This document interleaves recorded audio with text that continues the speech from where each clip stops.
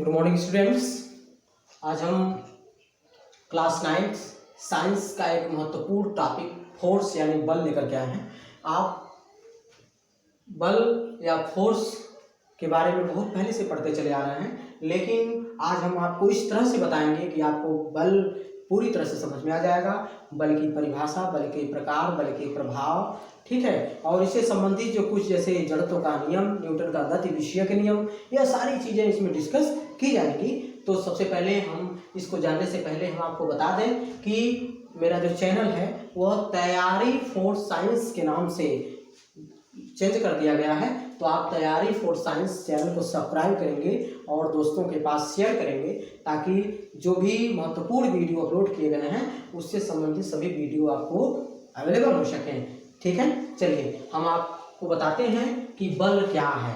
दोस्तों, हम अपने आसपास बहुत सारे वस्तुओं को देखते हैं और उसमें देखते हैं तो जैसे बैलगाड़ी है और मोटर कार्स हैं, साइकिल हैं, जो वस्तु देखते हैं तो कोई गतिमान है, कोई विरामावस्था में तो कोई गतिमान है। ठीक है, तो गतिमान को बनाने के लिए, गति में लाने के लिए हम उसको क्या लगाते हैं? बल लगाते हैं। ठीक है, तो उसमें गति अवस्था में लाने के लिए क्या करते हैं? बल लगाते हैं। या कोई गति अवस्था में है तो विराम अवस्था में लाने में क्या लगाते हैं? बल लगा करके उसको रोकते हैं।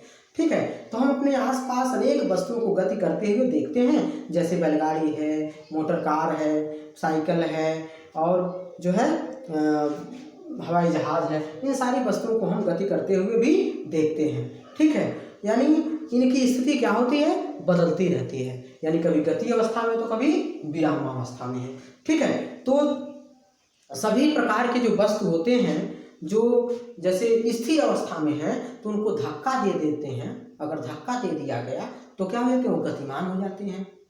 यदि गतिमान है तो उनको पुश कर दिया गया, यानी उनको खींच लिया गया तो उनकी गति में क्या होती है? अवस्था में क्या होता है? परिवर्तन हो जाता है। तो जब गति यानी धक्का देते हैं तब भी, या यानी खींचते हैं तब भी, तो क्या लगाते हैं? बल लगाते हैं। तो हम इसी के बारे में, हम बल के बारे में, इसकी परिभाषाओं से परिचित होते हैं कि बल क्या है। तो बल को आपको इजी वे में बताऊं, the pushing are pulling any body is known as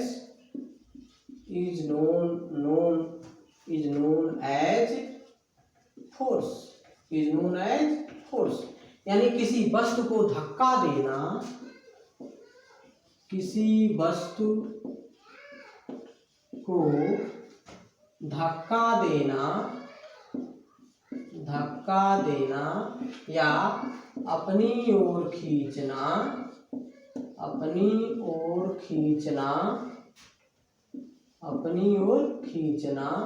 बल लगाना कहलाता है।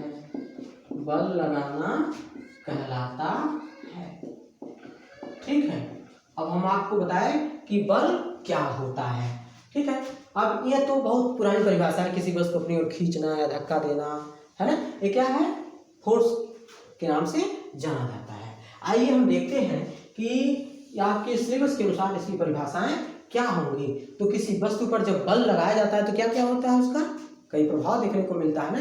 या कभी कोई बल लगाते हैं लेकिन कोई प्रभाव उत्पन्न नहीं होता है, लेकिन वह उत्पन्न होने का प्रयास करता है, उसमें प्रभावी लक्षण आने के लिए वो क्या होता है? वह प्रयास करता है। तो हम यहाँ पर ध्यान देते हैं कि बल की परिभाषा क्या हो जाएगी। तो बल क्या है? बल एक प्रकार का बाह्य कारक है। यानी क्या कहेंगे? बल वह बाह्य कारक है। इसको कलम कापी लेकर के बैठें और इस परिभाषा को नोट करें जो मैं बता रहा हूँ। तो इसको पहले लिख लें, क्या? द पुशिंग और pulling any body is known as force. किसी वस्तु को धक्का देना, अपनी ओर खींचना क्या कहलाता है? बल लगाना कहलाता है। ठीक है, आगे मैं बता रहा हूँ बल की परिभाषा, दूसरे शब्दों में मैं बता रहा हूँ परिभाषा बल किसे कहेंगे। तो बल वह बाह्य कारक है, बल वह बाह्य कारक है जो किसी वस्तु की स्थित अथवा अवस्था में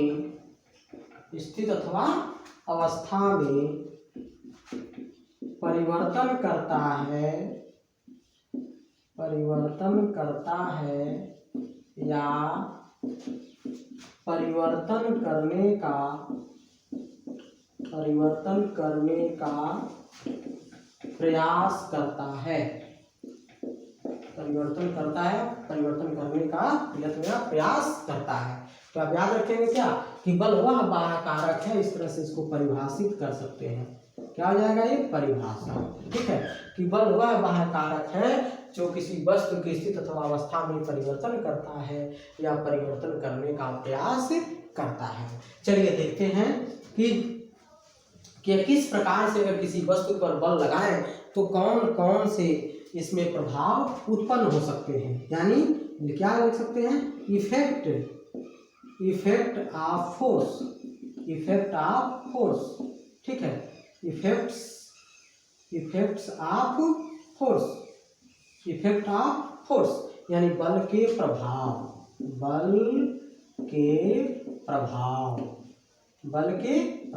ठीक है। अब बल के प्रभाव को देखना है तो और आसानी में आप कैसे इसको बता सकते हैं, किसी वस्तु पर बल लगाया जा रहा है तो क्या क्या उसके प्रभाव उत्पन्न हो सकते हैं। तो बताएंगे क्या, there are 3 important effects create when you create the force.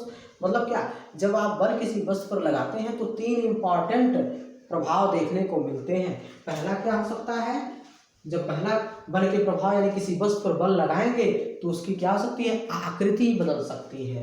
यानी आकृति माने क्या, शेप माने क्या, आकृति या आकार, आकृति क्या हो सकता है, आकार बदल सकता है, ठीक है। यानी इसको कैसे परिभाषित कर सकते हैं, shape will be change when you create the force, यानी किसी वस्तु पर बल लगाएंगे तो शेप माने आकृति उसकी बदल सकती है। जैसे आपके पास गुब्बारा है और गुब्बारा में गैस भरा हुआ है तो उसका आकार कैसा दिखेगा, गोलाकार, ओवल शेप में दिखेगा, ठीक है। तो जब उसमें बल लगाएंगे तो उसकी आकृति क्या हो जाएगी, बदल जाएगी। जैसे मेरा गला है तो अभी आप इसको फोर्स लगाएंगे तो क्या हो जाएगा, इसकी आकृति क्या हो गई, बदल गई। तो इस तरह से जो है आपका जो है या किसी भी वस्तु पर आप बल लगाते हैं तो आप इसकी आकृति में क्या कर सकते हैं, बदल सकते हैं। चाहे वो शरीर का आकार हो उसे फोर्स लगा के बदल देते हो, या फिर आप जो है किसी वस्तु पर जो बल लगाने पर उसकी आकृति बदल देते हैं। तो किसी वस्तु पर बल लगाएंगे तो 3 प्रभाव उत्पन्न हो सकता है। वस्तु की आकृति बदल सकती है, यानी shape will be change when you create the force. Second क्या प्रभाव उत्पन्न होगा इसको देखते हैं। शेप, उसके बाद क्या होगा, इसका डायरेक्शन मीन्स क्या होता है, दिशा। डायरेक्शन में क्या होता है, दिशा, यानी दिशा बदल सकती है, ठीक है। यानी direction will be change when you create the force, यानी दिशा बदल, किसी वस्तु पर जब बल लगाएंगे तो दिशा बदल सकती है। जैसे आप देखते हैं बॉलर और बैट्समैन है, बॉलर खूब क्या करता है, खूब जो है अपनी पूरे फोर्स के साथ बॉल को स्टैंड की तरफ फेंकता है और बैट्समैन धीरे से क्या करता है, उसकी दिशा को रोटेट कर देता है, बाउंड्री की तरफ रोटेट कर देता है। तो इस तरह से आप कह सकते हैं कि वो ये बल लगा करके स्टैंड की दिशा में फेंके, बॉलर जो है स्टैंड की दिशा में बॉल फेंकता है तो वो बैट्समैन क्या करता है, उसको बाउंड्री की तरफ बल लगा करके फेंक देता है, यानी उसकी दिशा क्या हो गई, बदल जाती है। तो इस तरह से कह सकते हैं कि direction will be change when you create the force. Third important इसका जो है वो प्रभाव उत्पन्न होता है जब किसी वस्तु पर बल लगाएंगे तो उसकी स्थिति बदल सकती है, यानी पोजीशन यानी स्थिति बदल सकती है। स्थिति क्या हो सकती है, बदल सकती है, ठीक है। तो स्थिति बदल सकती, स्थिति क्या है, जैसे गति अवस्था और विरामावस्था। हम अगर खड़े हैं तो किस अवस्था में, विरामावस्था में। कोई पीछे से धक्का दे दिया तो हम गति अवस्था में आ जाएंगे। इस तरह से कोई अगर साइकिल से जा रहा है, पीछे से खींच दिया तो गति अवस्था से किस में आ जाएगा, विरामावस्था में आ जाएगा। इस तरह से बल लगा करके हम किसी वस्तु की स्थिति में परिवर्तन ला सकते हैं, यानी उसकी स्थिति बदल सकती है। तो position will be change when you create the force, ठीक है। यह 3 महत्वपूर्ण प्रभाव देखने को मिलते हैं जब हम किसी वस्तु पर बल लगाते हैं, ठीक है। अब हम देखते हैं कि बल के कौन कौन से प्रकार हैं, बल के कौन कौन से प्रकार हैं। तो हम बेसिकली क्लास 9th के बेस पर समझा रहे हैं। आगे हम क्लास फर्स्ट ईयर के बेस पर भी आपको बताएंगे कि ये फोर्स क्या है और उसकी सब गुरुत्वाकर्षण क्या है, ये सारी चीज़ों के बारे में हम बताएंगे। ठीक है, कैपिटल जी स्मॉल जी के बीच में क्या संबंध है, गुरुत्वाकर्षण नियतांक क्या होता है, इन सारी चीज़ों के बारे में भी हम डिस्कस करेंगे। अभी हम थोड़ा बेसिक बता रहे हैं जो आपको जानना आवश्यक है बेसिकली क्लास 9 के लिए। और बल के क्या है प्रकार के बारे में देखेंगे। बल के प्रकार, तो बल के प्रकार कितने हो गए, 2 होते हैं। एक होता है आपका संतुलित बल, संतुलित बल, संतुलित बल जिसको हम अंग्रेजी में क्या कहते हैं, बैलेंस फोर्स, बैलेंस फोर्स है। ठीक है, और दूसरा जो है असंतुलित बल, असंतुलित बल जिसको हम क्या कहेंगे, अनबैलेंस फोर्स, अनबैलेंस्ड फोर्स। ठीक है, अब यहां देखेंगे क्या कि संतुलित बल और असंतुलित बल क्या होता है, दोनों में अंतर भी हम कर लेते हैं कि बल के कौन कौन से प्रकार हैं और इसके जो है कैसे इसको हम अलग अलग देखेंगे। सपोज दैट मान लीजिए कि आपके पास ये जो है आपका कोई वस्तु इस पर टेबल है, इस पर कोई वस्तु रखी गई है, कोई वस्तु इस पर रखी गई है। ठीक है, कोई वस्तु इस पर रखी गई है। ठीक है, ये जो है टेबल है, अब इस पर कोई वस्तु क्या है रखी गई है। तो जब कोई वस्तु रखी गई है तो ध्यान देंगे कि यह जो है इधर से भी 5 न्यूटन का बल लग रहा है और इस पे, और इधर से भी 5 न्यूटन का बल लग रहा है। तो दोनों तरफ से जब बल समान लगते हैं, यानी 2 या 2 से अधिक लगने वाले समान बल के कारण वस्तु की स्थिति और अवस्था में कोई परिवर्तन नहीं होता है। तो इस प्रकार के बल को हम संतुलित बल कर ले, अर्थात परिणामी बलों का मान क्या हो जाए, 0 हो जाए, तो हम उसको क्या कहेंगे, संतुलित बल कहेंगे। अर्थात इधर से जो बल लग रहा है वो भी 5 न्यूटन, इधर से भी जो बल लग रहा है वो भी 5 न्यूटन। तो यह गति अवस्था में न जाकर के जिस अवस्था में वो है उसी अवस्था में पड़ी रहेगी, इसमें किसी स्थिति और अवस्था में कोई परिवर्तन नहीं होगा। अतः यह जो बल होगा वो संतुलित बल होगा। इसी तरह से अगर हम देखें कि किसी वस्तु पर इधर से 15 न्यूटन का बल लग रहा है, इधर से इस वस्तु पर 15 न्यूटन का बल लग रहा है और इधर से जो है 5 न्यूटन का बल लग रहा है, तो यह वस्तु किधर जाएगी, यह 15 न्यूटन चूंकि बल अधिक है तो इधर इसको धक्का दे देगी।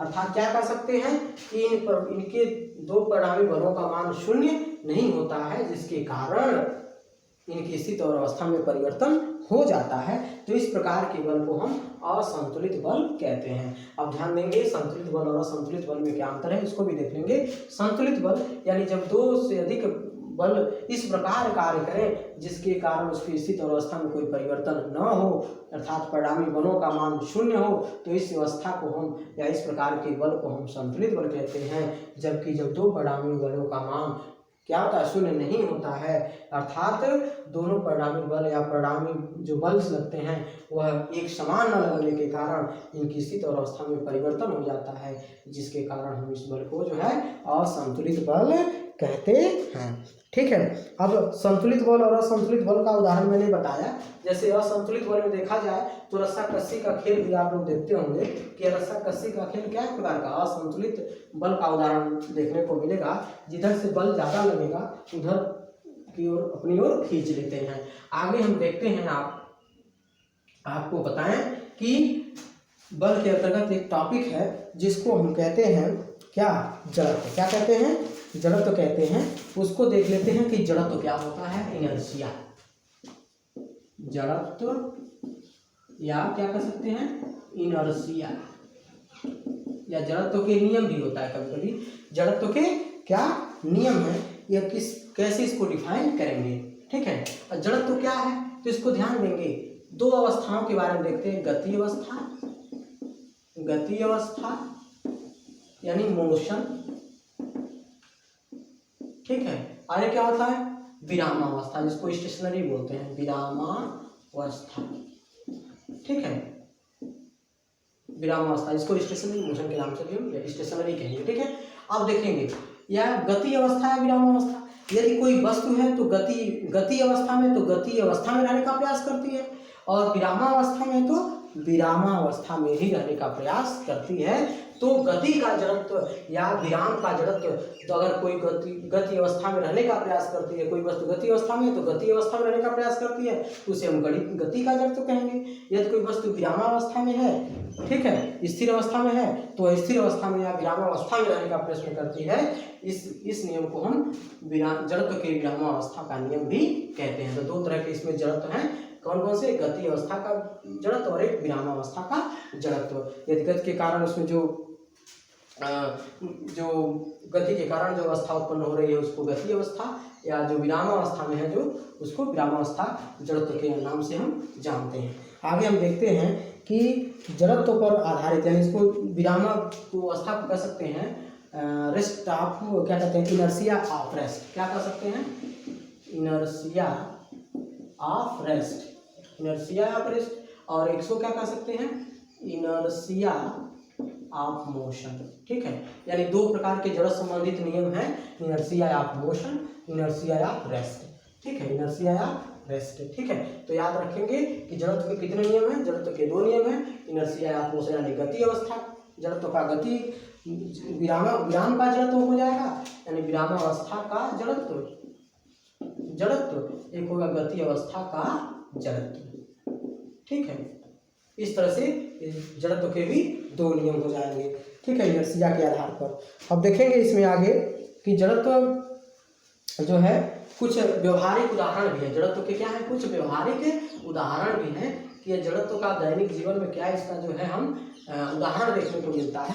सबसे पहले अगर देखते हैं कि कोई व्यक्ति साइकिल, मोटरसाइकिल या कह सकते हैं किसी गाड़ी पर बैठा है, बस में बैठा है, तो अचानक एक्सीलरेटर लेने पर यानी अचानक गति बढ़ाने पर वो पीछे की तरफ गिर जाता है। ठीक है, तो पीछे की तरफ गिर जाता है किसके कारण? जड़त्व के कारण, यानी उसका शरीर का जो हाफ पार्ट है वो विरामावस्था में रहता है और अगला पार्ट जो था क्या होता है?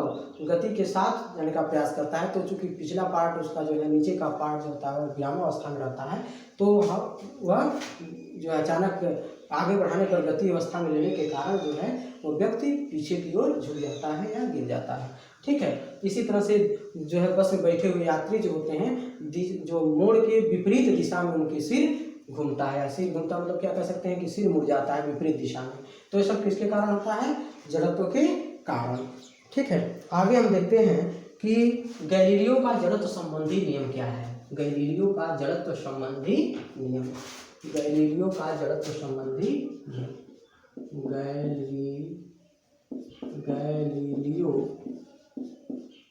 गैलीलियो का जड़त्व संबंधी नियम,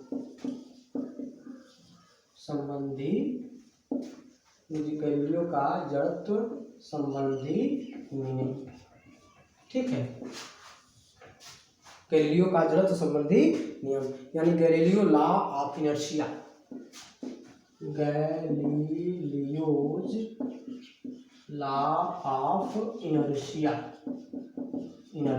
ये क्या होता है इसको देख लेते हैं। ठीक है, तो जड़त्व आप देखें कि जड़त्व क्या होता है कि गति का जड़त्व एक और विराम का जड़त्व दो, इसके नियम के आधार पर बताया गया कि कोई वस्तु गति अवस्था में तो गति अवस्था में रहने का प्रयास करती है तो ये गति का जड़त्व हुआ, यदि कोई विरामावस्था में है तो विरामावस्था में रहने का प्रयास करती है तो ये विराम का जड़त्व हो गया। इसी तरह से इसमें गैलीलियो ने बताया कि जड़त्व संबंधित नियम दिए, वो क्या है उसके बारे में चर्चा करते हैं। तो क्या है, यदि कोई वस्तु, जैसे मान लीजिए कोई पेन, मेरे पास ये पेन है, ठीक है, यह पेन ऐसे ही पड़ा रहेगा जब तक इस पर कोई धक्का दे करके या अपनी ऊपर खींच करके इधर उधर न किया जाए। तो यानी जब कोई वस्तु स्थिर अवस्था में है, स्थिर अवस्था में रहने का प्रयास करती है। यदि कोई वस्तु स्थिर अवस्था में है तो स्थिर अवस्था में रहने का प्रयास करती है, गति अवस्था में है तो गति अवस्था में रहने का प्रयास करती है जब तक इस पर कोई बाह्य बल न लगाया जाए। अब इसको लिखते हैं, यदि कोई वस्तु स्थिर अवस्था में है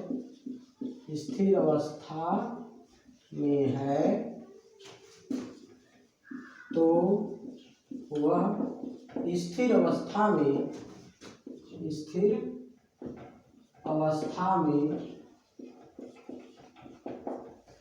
अवस्था में रहने का प्रयास करती है, स्थिर अवस्था में रहने का प्रयास करती है, या यदि रहने का प्रयास करती है, तथा यदि कोई वस्तु गति अवस्था में है तो वह गति अवस्था में रहने का प्रयास करती है, रहने का प्रयास करती है, जब तक कि उस पर कोई बाह्य बल न लगाया जाए। तो ध्यान देंगे, यदि कोई वस्तु स्थिर अवस्था में है तो स्थिर अवस्था में रहने का प्रयास करती है, तथा यदि कोई गति अवस्था में है तो गति अवस्था में रहने का प्रयास करती है, जब तक इस पर कोई बाह्य बल न लगाया जाए। ठीक है, यानी जब तक बाह्य बल नहीं लगाएंगे तब तक उसकी स्थिति में कोई परिवर्तन नहीं होगा। यही जो है गैलीलियो का जड़त्व संबंधित नियम है। आगे हम देखेंगे कि न्यूटन के गति विषयक नियम कौन कौन से हैं, यह अगली वीडियो में देखेंगे। वीडियो में बने रहने के लिए आप कह सकते हैं हमारे चैनल को सब्सक्राइब कर देंगे। तैयारी फॉर साइंस, और जो भी आपको समझ में आया, कैसा लगा, इसको जरूर कमेंट बॉक्स में लिखेंगे और हमें फीडबैक देंगे। धन्यवाद।